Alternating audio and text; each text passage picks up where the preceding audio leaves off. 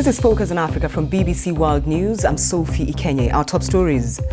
As polls close in Mozambique, can the party that ruled since independence keep a hold on power? I hope that the result will be honest and reflect the opinion of the people, and I hope that all parties will respect this choice and honour the process. Outrage in Guinea at a plan which would allow President Alpha Condé a third term in power. 6 people die in clashes, but opposition groups vow to continue their protests. Hundreds escaped from an Islamic school in northern Nigeria after allegations of torture. It's the second such case in the area in under a month. Beating, abusing and punishment. This is what they always did to us here. They made a cover story and said they were teaching us. Also in the program, are we failing our children? Claims that the quality of education on the continent is worsening. We speak live to Mo Ibrahim about his report on what's happening in Africa's classrooms. And in sports, Kenya's 2 marathon record holders, Bridget Kosgei and Eliud Kipchoge, are amongst 6 African athletes on the list of nominations for Male and Female Athletes of the Year.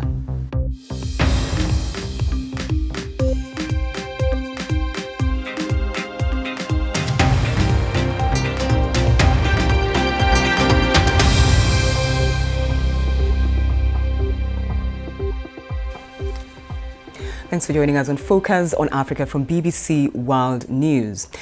Polls have officially closed in Mozambique's general elections in what the incumbent president, Filipe Nyusi, has described as the most observed elections in the country's history and possibly the continent's. The poll is seen as a test for the 2-month-old peace deal between the Frelimo party, in power since independence, and former rebel group Renamo. Claims by opposition groups of voting irregularities have been denied by the Electoral Commission. Now, a warning that Shinga Inyoka's report contains some flash photography. As polling opened early Tuesday, the country's president and his wife were among the first to vote. This election is seen as a test for his presidency, of his commitment to democracy. It comes in the face of claims of irregularities, as well as concerns about pre-election violence and intimidation. President Filipe Nyusi sought to assure the nation. One of the things that Mozambique has decided to follow is peace. Peace meaning no violence. This will be the culture of Mozambique forever.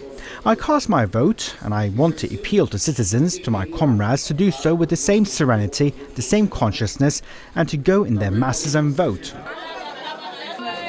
These elections are being closely watched in the region amid suggestions that the state had delayed accrediting a large number of independent monitors in opposition strongholds. The government says it's not easy dealing with such huge numbers, from 10,000 during the last elections to 40,000. The opposition says extra ballot boxes and voting materials were smuggled into the country to undermine the vote, and that some pre-marked ballot boxes had been discovered, claims that the Electoral Commission dismissed. Frelimo, the Liberation War Party, has enjoyed a comfortable 2/3 parliamentary majority in its 44-year rule, but a $2 billion corruption scandal has overshadowed its campaign this year. The 2 largest opposition parties have made inroads in successive elections and could capitalize on those voters desperate for change. Renamo's new opposition leader, Osufo Momade, was chosen to replace the long-time leader, Afonso Dhlakama, who died last year. He's hoping to infuse freshness to the opposition. But the peace process he signed with the government has been both praised and criticized by some in his own party. Uppermost in voters' minds as they cast their ballot is which party will help bridge the gap between rich and poor.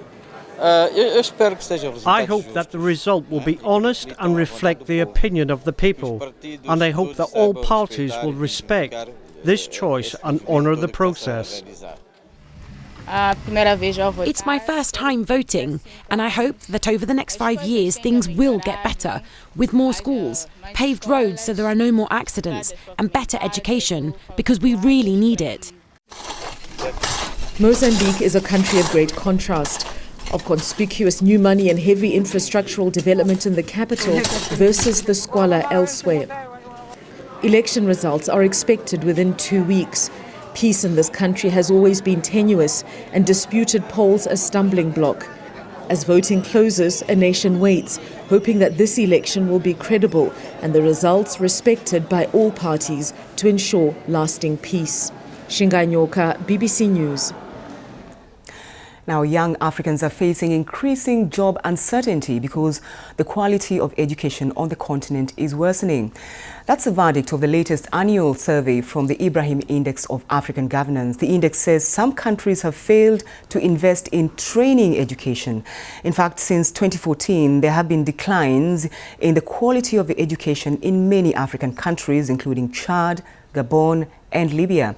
Now, the issue is compounded by Africa's demographic development. Population growth is projected to rapidly double by 2050, the majority age under 15. Now, many governments are struggling to keep pace with demand, and the population challenges could actually be much worse.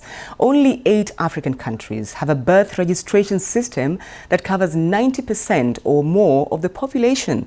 Fixing this, the report says, is key to improving education. Mo Ibrahim, chair of the Mo Ibrahim Foundation, joins us now. Thanks for taking time to talk to us on the program. Quite some alarming facts there about birth and death registration. Are we ever going to achieve the sustainable development goals? We have really a problem is that the poverty of data in Africa. Our statistical offices in many countries actually don't exist anymore. And that is very sad. You mentioned the identity.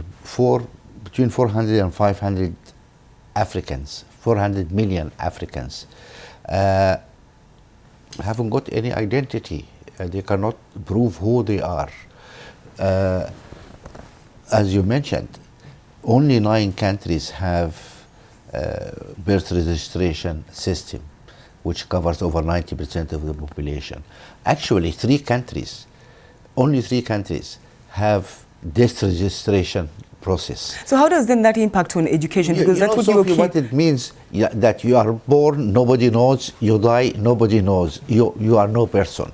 You don't have access to the financial system, you don't have access to government subsidies, you cannot... I mean, we need to deal with that. That is really important. It's a challenge for governments right now. Yeah. I mean, let's look at education a little bit, because some of the statistics you put there, of the bottom 10 scoring countries, only one, South Sudan, has improved its education score since 2014. That's quite surprising given the situation in South Sudan, isn't it? Yeah, but they improved from extremely low base. It is not, they are still at the bottom. So, really, South Sudan, Somalia, Eritrea, even North Sudan, I mean, they don't have really a good record here. We have to differentiate between access to education and quality of education. So we put out more seats, more school there, but teachers are not qualified. The curriculum is disconnected from reality. Is connected from reality. You talk more about skills training, so to speak. Yes. So should then the attention be focused on the teachers, on who really should be teaching right now? That is very important. We need to improve the quality of our teachers. We need to improve the quality of our curriculum, what we teach kids. Because what we teach need to match what the market needs. For those kids to get jobs, you need to teach the right skills. We need technical schools. We don't have many technical schools in Africa. Who's going to build the bridges? Who's going to build the airports, the ports, the natural grid? I mean, we all look for white-collar jobs, but we need skilled labor. Yeah, these things that you talk about, skilled labor, qualified teachers, these are not things that people don't know about, really. And when you bring out reports like this, I wonder whether anyone listens. We hope. We'll keep shouting, and we hope they listen. Because if we need to meet the SDG targets or the Africa agenda for 63, we need to make progress. I mean, our report now is trying to look where are we in moving along this path, and it is we need just to ringing the alarm bells. You know, we need people to start working seriously toward delivering what we promise our people who will deliver. So you will keep ringing the alarm bells. Absolutely. Mo Ibrahim, thank you indeed for taking time to talk to us. Thank you very much for having me. Always a pleasure. Thank you. Well, there has been more violence in the Guinean capital Conakry after 6 people died in protests on Monday against constitutional changes that could enable President Alpha Condé to seek a third term in office. Now, thousands marched in the capital and also in provincial areas. As Alassane Sila reports from Conakry, the government is trying to diffuse this volatile atmosphere. Some of the worst violence erupted in the outlying districts of the capital, with some protesters setting up barricades, throwing stones and burning tires. Hundreds of police and gendarmes were on the streets to try and contain the protesters as they responded with tear gas and stone grenades. Some eyewitnesses say they saw riot police fire real bullets. Hospital sources report several people were treated for gunshot wounds. The government said a gendarme had been shot dead east of the capital in the town of Mamu. The center of Conakry, which houses government offices and embassies, was under lockdown. Residents and reporters in several other cities in the country reported disruption. The 81-year-old president, Alpha Condé, is a former opposition figure who became the West African state's first democratically elected president in 2010. But his rule has been marred by a crackdown on protests. Last month, he called on the public to prepare for a referendum, stirring speculation that he is planning to overcome a constitutional bar on serving a third term. The next presidential ballot is due to be held late next year. He is calling for calm, saying any changes will be consensual with dialogue between the political parties. An alliance of trades unions, opposition parties and civil society groups called the National Front for the Defense of the Constitution are organizing these protests, and its leaders are due to appear in court tomorrow after being detained by the police. A great success. As you may have noticed, never before has a demonstration paralyzed the city of Conakry, the capital, so much. But Guinea's Minister of Territorial Administration, Burema Condé, says the protests were marked by acts that threaten the lives of citizens.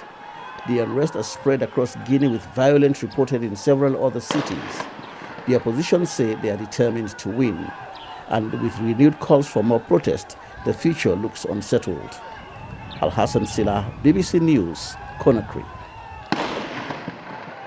Well, let's bring in Jill Yabi, a public policy analyst with the West Africa Citizen think tank. He joins us from Dakar. Thanks for taking time to talk to us on the program. Rights groups are saying that this situation in Guinea should be dealt with it now. Is it a crisis? Yes, I think it is definitely a crisis, and more importantly, the crisis that could be expected. It was very clear that if President Condé decides to try to stay in power by changing the constitutions, it was very clear that the opposition and also a lot of people from the civil society would oppose that move. So this crisis was fully expected, and it is very unfortunate that we are already seeing a victim from this crisis. So what's the best way forward then? Because it appears the opposition said they will continue with the protests, and yet the government or the President Condé still wants to push on with the plan, or the referendum plan.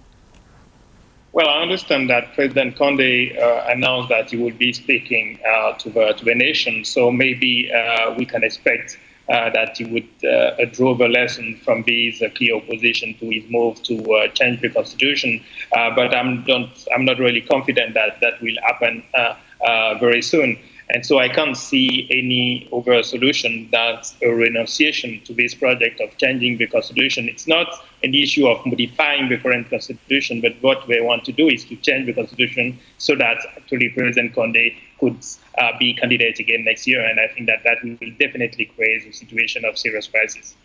Jean, how would you assess the stability of Guinea since Alpha Condé came into power?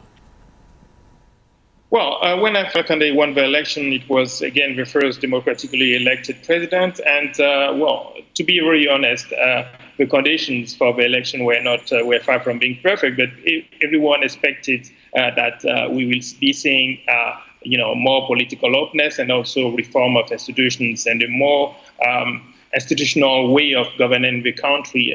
President Condé is someone who has very strong views on a lot of things and who manage the country really in a more personalized way. But I think what is really important now is, again, the stability of Guinea in the context of a region, West Africa, which is already very fragile. All right. Jill Yabi, thank you very much indeed for your thoughts. Thank you. This is Focus on Africa from BBC World News. Still to come in sports, we meet the young Nigerian who played rugby at the highest level despite suffering from sickle cell and is now helping others with the genetic condition to do the same.